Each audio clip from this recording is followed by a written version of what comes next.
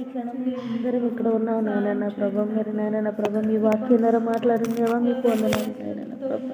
ఇదిగో నాయన ప్రభా మీ కృపలో భద్రపరిచి ప్రతి ఒక్క కుటుంబంలో నాయన ప్రభా ఏ అవసరతలు అయితే ఉన్నాయో నాయన ప్రభా వాటి అవసరతలన్నింటినీ మీరే తీర్చండి నాయన ప్రభా. అదేవిధంగా నాయన ప్రభా యవనస్తుల పట్ల మీ కృపను రక్షణ భాగ్యాన్ని చూపించండి.